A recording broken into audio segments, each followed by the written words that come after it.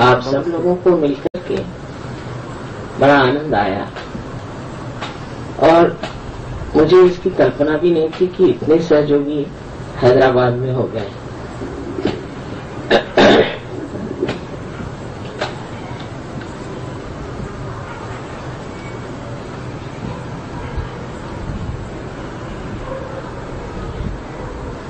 एक विशेषता हैदराबाद की है कि यहाँ सब तरह के लोग आपस में मिल रहे हैं। जैसे कि हमारे नागपुर में भी मैंने देखा कि हिंदुस्तान के सब और के लोग नागपुर में बसे हुए हैं और इसलिए वहाँ पर लोगों में जो संस्कार है उसमें बड़ा खुलापन है और एक दूसरे की ओर देखने की दृष्टि भी बहुत खुली हुई है। अब हम लोगों को जब सहयोग की ओर नए तरीके से मुड़ना है तो बहुत सी बातें ऐसी जान लेनी चाहिए कि सहयोग ये सत्य स्वरूप है और हम लोग सत्यनिष्ठ हैं। जो कुछ असत्य है उसे हमें छोड़ना है।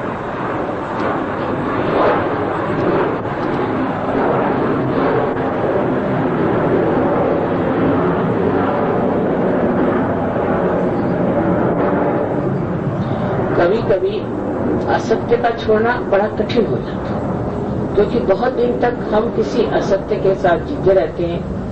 फिर कठिन हो जाता है कि उस असत्य को हम कैसे छोड़ें। लेकिन जब असत्य हमसे चिपका रहेगा तो हमें शुद्धता नहीं आ सकती क्योंकि असत्यता एक भ्रामकता है और उस भ्रम से निकलने के लिए हमें एक निश्चय कर लेना चाहिए कि जो भी सत्य होगा उसे हम स्वीकार करेंगे और जो असत्य होगा उसे हम छोड़ेंगे। इसके निश्चय से ही आपको आश्चर्य होगा कि कुंडलिनी स्वयं आपके अंदर जो कि जागरूक हो गई है इस कार्य को करेगी और आपके सामने वो स्थिति ला खड़ी करेगी कि आप जान जाएंगे कि सत्य क्या है और असत्य क्या है। यही नहीं पर आपके अंदर वो शक्ति आ जाएगी कि जिससे आप सिर्फ सत्य को ही प्राप्त करना चाहेंगे और जितना भी असत्य आपको दिखाई देता है उसे छोड़ दें। अब बहुत सी बातें जो सहयोग में बताई जाती हैं वो बहुत सोच समझ करके और आप लोगों के संस्कारों का विचार करके कि जिससे आप किसी तरह से दुखी न हो समझाई जा सकती है। लेकिन उस समझाए जाने में भी हो सकता है कि आप सोचें कि ये बात ठीक नहीं है वो बात ठीक नहीं है। बहुत से शास्त्रों में जो बातें लिखी गई हैं वो अधिकतर सत्य है पर कहीं कहीं ऐसा देखा जाता है कि बीच बीच में बहुत सी गलत धारणाएं भी भरती हैं और इन गलत धारणाओं की वजह से हम उसी को सत्य मान के चल रहे हैं। जैसे कि ज्ञानेश्वरी में ऐसा लिखा गया है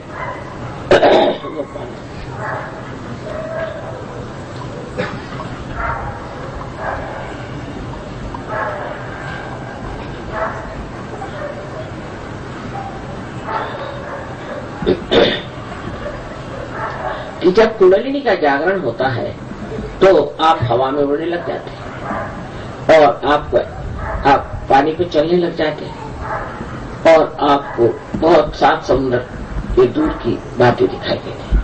अभी अशक्य है क्योंकि ज्ञानेश्वर जी एक संत थे, महान संत थे। हम लोगों को उस पर सोचना चाहिए कि संत लोग जनहिताय जन सुखाय संसार में वो इस तरह की बातें मनुष्य को सिखाकर कौन सा सुख देने वाले, उससे कौन सा आराम होने वाला है कि आप हवा में उड़ने लग जाएं तो क्या विशेष हो जाए या अगर आप पानी पे चलने लग जाएं तो क्या विशेष हो जाए। लेकिन जिस चीज से हमको असल में लाभ होता है वो है हमारे अंदर का परिवर्तन और हमारा परमात्मा से संबंध होना। और उसी ज्ञानेश्वरी में लिखा गया है कि पसायदान यानी ये कि वो कहते हैं कि अब विश्व के जो आत्मा है, विश्वात्मक जो है, उन्होंने खुश होना चाहिए क्योंकि मैंने वाणी का यज्ञ किया है और अब आप ऐसा पसायदान दे, ऐसा चैतन्य दे जिससे सारे संसार में परिवर्तन आ जाए। और सारी बात परिवर्तन की लंबी चौड़ी। तो ये समझ लेना चाहिए कि जो पहली बात थी वो किसी ने उसमें भर दी, क्योंकि ऐसी बात ज्ञानेश्वर जी कभी लिख ही नहीं सकते कि आप हवा में उड़ेंगे या आप पानी पे चलेंगे। इससे क्या लोगों का फायदा होने वाला? वैसे ही हम लोग हवा में उड़ रहे हैं, वैसे ही हम जहाजों में चल रहे हैं, और वैसे ही दूरदर्शन से हम देखते हैं दूर।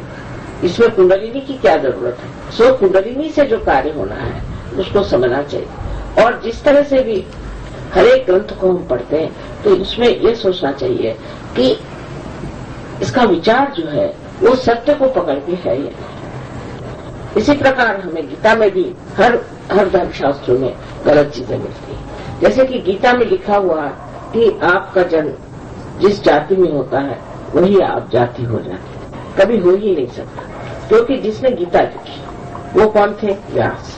और व्यास किसके लड़के थे? आप जानते हैं कि एक ढीवरनी के, एक मच्छीहारनी के लड़के थे जिनकी शादी भी नहीं। ऐसे के जो बेटे थे वो थे व्यास। वो ऐसा कैसे लिखेंगे कि आपकी जो जन्म से जाति होगी वही जाति हो जाएगी। लेकिन कहा गया है कि या देवी सर्वभूतेषु जाति रूपेण संस्थिता, माने सबके अंदर बसी हुई उसकी जाति है। जाति है, जाति का मतलब होता है जो हमारे अंदर जन्मजात, हमारे अंदर जो एक तरह का रुझान है, एप्टीट्यूड है। हमारे रुझान कहाँ है? हम किस और रुझे हुए हैं?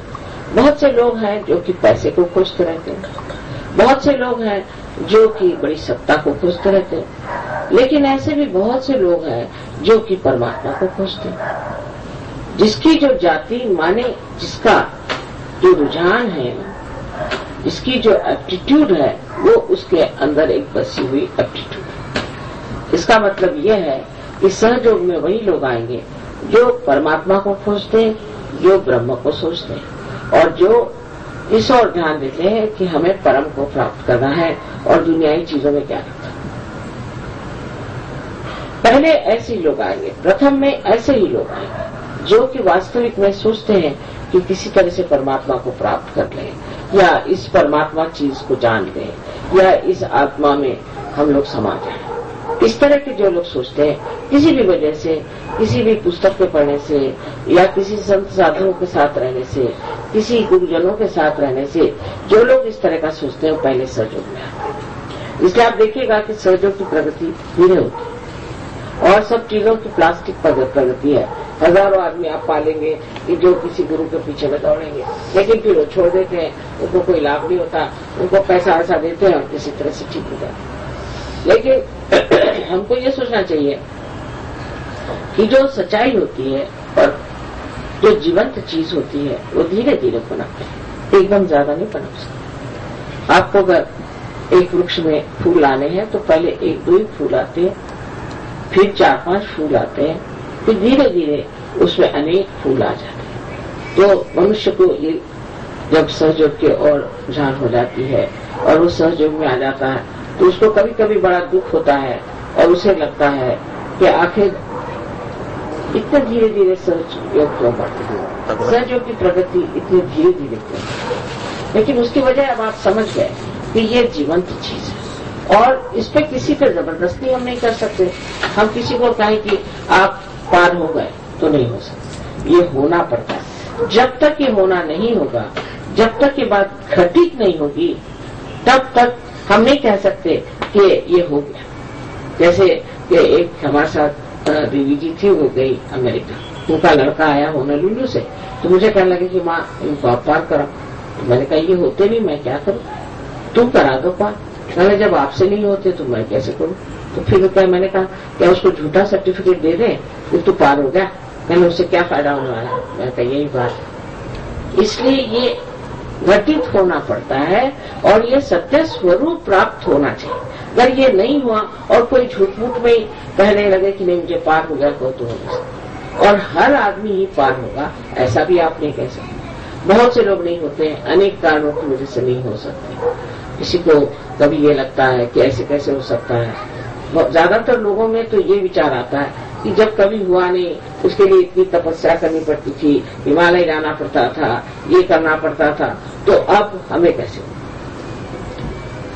असल में जब किसी से कहा जाए कि यहाँ एक हीरा रखा है और आपको मुफ्त में मिल जाएगा तो सब दौड़ाएंगे, उसको नहीं छोड़ेंगे।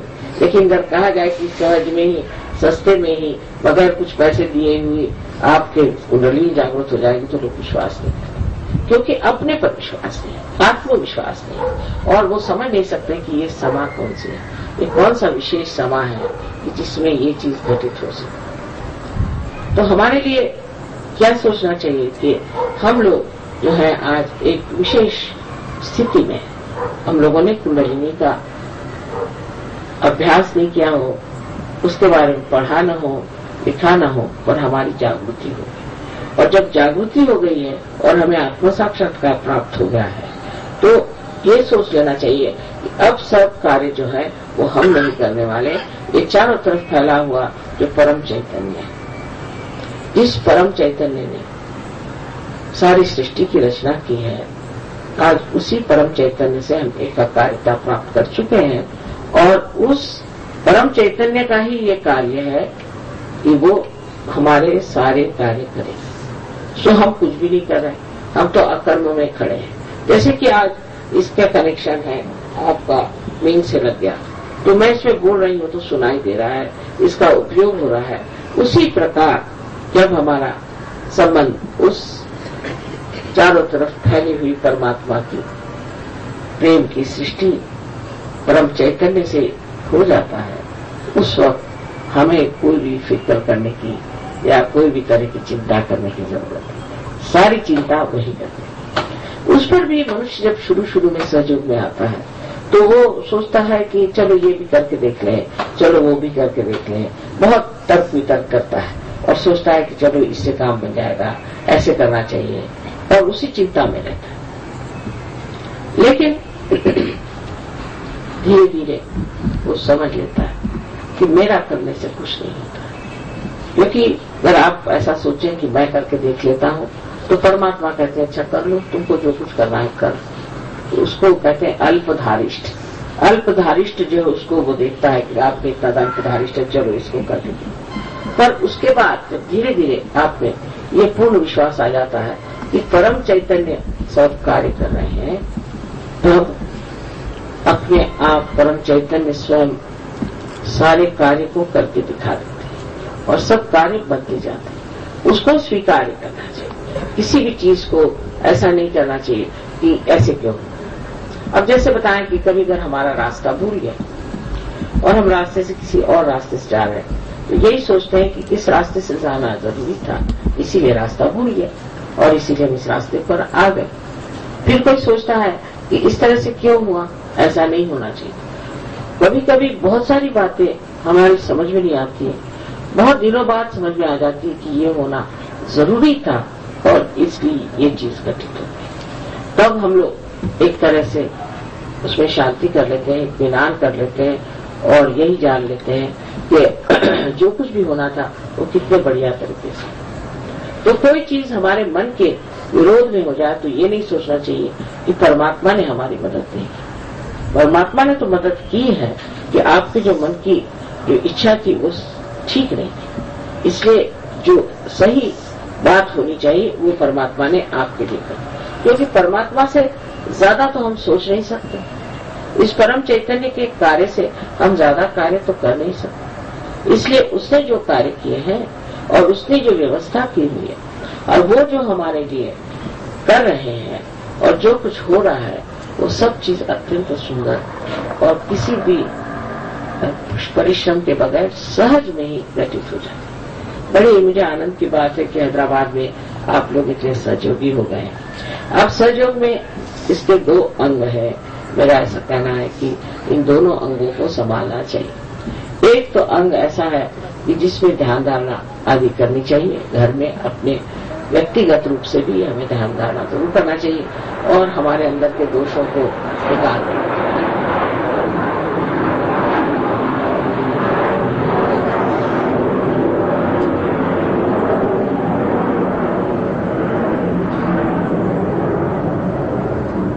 ध्यान धारणा की जो हम लोगों की प्रणाली है बहुत ही सरल सहज है।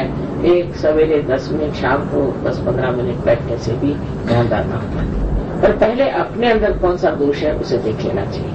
बहुत बार लोग ये नहीं समझते कि हमारी कोई राइट साइडेड है, कोई लेफ्ट साइडेड है, तो वो उल्टे इलाज करने शुरू हो जाते हैं। इसलिए पहले जान लेना चाहिए कि हमारी कौन सी दशा है, हमारा कौन सा चक्र पकड़ रहा है, हम कहाँ हैं, ये सब आप लोग जान सकते हैं। आप जब फोटो की ओर ध्यान करेंगे तो आप जान लेंगे कि आपके इस चक्र में दोष है कि उस चक्र में दोष है, और उसको पूरी तरह से समझ करके पूर्ण उसके ज्ञान के साथ में उसको आपको सुलझा लेना चाहिए। उसको सुलझाने के बाद में ये व्यक्तिगत हो गया, फिर आपको सामूहिकता में उतरना चाहिए, और सामूहिकता में उतरते वक्त आपको जान लेना चाहिए कि अपना हमें दिल खोल लेना चाहिए। जिस आदमी का दिल खुला नहीं है वो सामूहिकता में उतर नहीं सकता। बहुत से लोग संकुचित प्रवृत्ति के हो गए हैं, कारण उन्होंने वो जाना नहीं कि दुनिया कितनी अच्छी है और कितने हम इसे अच्छे बना सकते। जिसने अच्छी व्यवस्था देखी ही नहीं, जिसने अच्छा सुंदर सा संसार देखा ही नहीं, उनको विश्वास ही नहीं होता कि ऐसा संसार हो भी सकता है, इसलिए वो अपने संकुचित हृदय से रहते हैं। और दूसरी बात उसमें ऐसी होती है कि जब हम औरों के ओर नजर करते हैं तो पहले हमें उनके दोष दिखाई देते हैं। जब हम दूसरों के दोष देखने लगते हैं तो हमारे अंदर ज्यादा दोष आ जाते हैं, लेकिन हम उनके गुण देखें, उनकी अच्छाई देखें और उनकी सुंदरता को देखें तो हमारे अंदर भी वो सुंदरता आ जाएगी, और उस आदमी के जो दोष होते हैं वो भी लोप हो जाएंगे। जब दूसरा कोई है ही नहीं, जब वो हमारे ही शरीर का एक अंग मात्र है, तो फिर उसमें दोष देखने से क्या फायदा। दोष को हटाना ही चाहिए, और दोष को हटाने का सबसे अच्छा तरीका है कि उसको किसी तरह से सुलझाकर प्रेम भाव से ही उसको हटाया जाता है, क्योंकि अपना सारा कार्य जो है वो प्रेम की शक्ति का है, और प्रेम ही सत्य है और सत्य ही प्रेम है। जो प्रेम की शक्ति को इस्तेमाल करेगा वो बहुत ऊंचे उठ जाता है। हृदय को खोल करके प्रेम से आपको दूसरों की ओर देखना, इस तरह से एक तो ये आपका अंग है जिसमें आप अपनी व्यक्तिगत दृष्टि में प्रगति करते हैं, और एक आप समष्टि में प्रगति करते हैं जो दूसरों के साथ मेल जोल प्यार हो जाए। जिसका मेल जोल दूसरों के साथ नहीं बैठता तो उसको सोच लेना चाहिए कि वो सहज नहीं। जिसका जो प्रश्न खड़े कर देता है, जिससे लोगों को तकलीफ हो जाए, जिससे आपस में प्रेम न बढ़े, बैर बढ़ जाए, आपस में झगड़ा हो जाए, ऐसा आदमी सहज नहीं है। और ऐसे आदमी से बचकर रहना चाहिए, क्योंकि ऐसा आदमी एक भी आम खराब हो जाए तो सारे आम वो खराब कर सकता है। तो वो आदमी इधर से उधर लगाएगा, इधर से उधर बात करेगा, इसके खिलाफ बोलेगा, उसके खिलाफ बोलेगा। इसलिए किसी भी सहयोगी की निंदा सुनना हमारे सहज में एक पाप सा है, क्योंकि उसको सुनने से हमारे कान खराब हो जाते हैं, और उससे हम उस आदमी के प्रति एक तरह से गलत तरीके से कहना चाहिए कि उसके प्रति हमारा जो विचार होता है वो ठीक नहीं रहता। आपको जब दूसरों से व्यवहार करना है तो देखना चाहिए कि हमारे अंदर कितना औदार्य है, हम कितनी क्षमा कर सकते हैं, हम कितने प्यार से उनसे बोल सकते हैं, उनको हम कितने नजदीक ले सकते हैं, क्योंकि ये सब हमारे असली रिश्तेदार हैं। बाकी की रिश्तेदारी तो आप जानते ही जैसी होती है, लेकिन जो असली रिश्तेदारी है वो सहजियों की है। और आपको जब पता होना चाहिए कि 40 देशों में आपके भाई बहन बैठे हुए हैं, और जब कभी आप उनसे सब मिलेंगे तो आपकी तबीयत खुश होगी। दूसरी जो स्थिति है उसमें है सहयोग का ज्ञान होना और सहयोग का प्रचार, ये भी अत्यावश्यक है, विशेषतः औरतों के लिए, स्त्रियों के लिए, क्योंकि स्त्री जो है वो शक्ति स्वरूप है। उसको समझ लेना चाहिए कि कौन सा चक्र पकड़ता है तो कौन सी उंगली पकड़ती है, कौन से पैर में उंगली पकड़ती है, उसको कैसे निवारण करना चाहिए, उसके क्या दोष है, उसे क्या बीमारियां हो सकती हैं, किस तरह से हम लोगों को ठीक कर सकते हैं, कौन से दोषों से हम जान सकते हैं कि कौन से चक्र पकड़े हुए हैं, उसका निवारण कैसे करना चाहिए, आदि जो कुछ भी ज्ञान है, कुंडलिनी के बारे में ज्ञान क्या है, आदि सब बैठ करके मनन करके सोच करके और आपको जान लेना चाहिए। लेकिन अधिकतर लोग सहयोग में आने के बाद उसके ज्ञान की ओर ध्यान नहीं देते, उनको ज्ञान नहीं रहता है और सहयोग करते रहते, तो उसका ज्ञान होना अत्यावश्यक है। क्योंकि ऐसे तो दुनिया में बहुत से लोग आए जो कि हम देखते हैं कि पार हैं, बच्चे हैं बहुत सारे, वो भी ऐसे पैदा होते हैं जो कि सहज ही हैं, लेकिन उनको सहज का ज्ञान नहीं। तो माँ लोगों को चाहिए कि वो जाने सहज क्या चीज है, उससे वो अपने बच्चों को भी समझ जाएंगे और ये भी समझ जाएंगे कि कोई बच्चा जो कि सहज में पैदा हुआ है वो क्यों ऐसा करता है, उसकी क्या बात है। उस समझने के लिए इसका ज्ञान होना आपको बहुत अत्यावश्यक है। जिन लोगों को इसका ज्ञान नहीं होता है वो लोग समझ नहीं पाते कि क्या बात कर रहे हैं, ये क्या कर रहे हैं, औरों को इसका असर नहीं आता। इसका इसलिए बुद्धि से ज्ञान होना बहुत जरूरी। और जो चौथी चीज बहुत जरूरी है, सहयोग का प्रचार। अगर आप एक कमरे में बैठे हैं और एक दरवाजा खुला है, यहाँ से आपको हवा मिल रही है, लेकिन अगर दूसरा दरवाजा आपने खोला नहीं तो हवा का सर्कुलेशन रुक जाए, हवा जो का प्रवाह है वो रुक जाए। इसी तरह से हम लोग जब दूसरों को सहयोग से प्लावित करते हैं, उनकी मदद करते हैं, उनको रियलाइजेशन देते हैं, उसका प्रचार करते हैं, उसके बारे में बोलते हैं, अपने रिश्तेदारों को बताते हैं, उनको घर पे बुला कर चाय पिला करके सहयोग देते हैं, तब जब तक आप प्रचार नहीं करेंगे तब तक आपकी प्रगति नहीं हो सकती। क्योंकि आप जानते हैं कि जब पेड़ बढ़ता है उसकी शाखाएं बढ़नी चाहिए और उस शाखाओं के नीचे उसकी छाया में अनेक लोगों को बैठना चाहिए। नहीं तो ऐसे अनेक पेड़ हैं पर हम लोग तो वटवृक्ष के जैसे हैं, और इसलिए हमें चाहिए कि हम इसके प्रचार में पूरी तरह से सहायता करें। उसके लिए जो जो जरूरतें होंगी वो हमें करनी चाहिए, उसकी ओर हमें मुड़ना चाहिए, उसके प्रति हमें पूरी तरह से समर्पित होना चाहिए। और अपना पूरा समय हम सहयोग के लिए क्या कर सकते हैं, हम सहयोग में कौन सा प्रदान कर सकते हैं। इसमें आप जानते हैं कि पैसा ऐसा नहीं लिया जाता, पर अब जैसे आपको कोई कार्यक्रम करना है तो मैंने सुना कि एक ही नागोराव साहब सारा पैसा दे रहे हैं, ये बात अच्छी नहीं। अभी से आप थोड़े थोड़े पैसे इकट्ठे कर लें, और जब हम आए तो ऐसा होना चाहिए कि सबको उसमें तन मन धन से हर तरह से मदद करनी चाहिए और उसमें आपको बड़ा मजा आएगा। ऐसे हम लोग और तो खर्चे करते रहते ही हैं, ये खरीद वो खरीद, एक चीज नहीं खरीदी और सोचा कि सहयोग के लिए रखें। बहुत से लोग सहयोग में ऐसे भी हैं कि पूरे समय सहयोग का विचार, क्योंकि ये सोचते हैं कि इससे सारे समाज का, सारे सृष्टि का ही परिवर्तन हो जाएगा और सारे संसार में आनंद का राज्य आ जाएगा और हम लोग सारे सुख से रहने लगेंगे और जो कुछ वर्णित किया गया है स्वर्ग, वो इस संसार में उतर आएगा।